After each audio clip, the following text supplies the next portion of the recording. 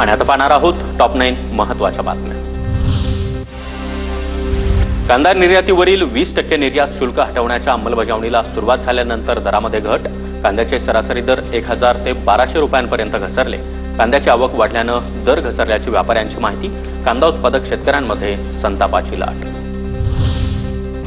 पन्हाळगडाचा जागतिक वारसा स्थळामध्ये समाविष्ट करण्यास ग्रामस्थांचा विरोध। वारसा स्थळाबाबत विश्वासात न घेतल्याचा आरोप। याबाबत हालचाली थांबवा अन्यथा रास्ता रोको आणि साखळी उपोषण करू ग्रामस्थांचा इशारा। कोल्हापूरच्या पट्टण कोडोली गावामध्ये तणावपूर्ण शांतता। अनधिकृत पुतळा काढण्याच्या वृत्तानं शिवप्रेमी आक्रमक। पोलीस बंदोबस्त तैनात।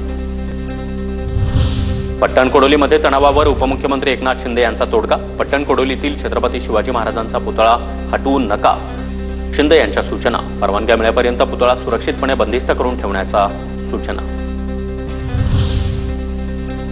कळंब हत्या प्रकरणामधील दोन्ही आरोपींना 9 दिवसांची पोलीस कोठडी। मनीषा बिडवे हत्या प्रकरणामधील आरोपींची 10 तारखेपर्यंत कोठडीत रवानगी। फवाद खानच्या बॉलिवूड पुनरागमनाला मनसेचा विरोध। महाराष्ट्रामध्ये अबीर गुलाल प्रदर्शित न करण्याची धमकी। पाकिस्तानी कलाकारांना डोक्यावर घ्याल तर सामना आमच्याशी, अमेय खोपकर यांचा इशारा। मंत्री बनायला आवडेल, मंत्रिपदाच्या रिक्त जागेवर पक्षश्रेष्ठी योग्य तो निर्णय घेतील, आमदार प्रकाश सोळंके यांची प्रतिक्रिया। TV9 मराठीच्या अँकर हेड निखिला म्हात्रे यांचा लोकाशा भूषण पुरस्कारानं सन्मान। अजित पवार आणि पंकजा मुंडे यांच्या हस्ते पुरस्कार प्रदान। दैनिक लोकाशाकडून 5 दिवसीय महोत्सवाचं आयोजन।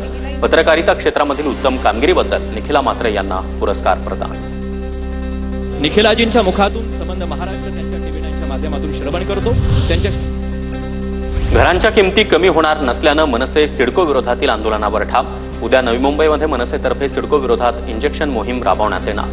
शहराध्यक्ष गजानन काळे यांनी सिडकोचे व्यवस्थापकीय संचालक विजय सिंघल यांची भेट घेतली।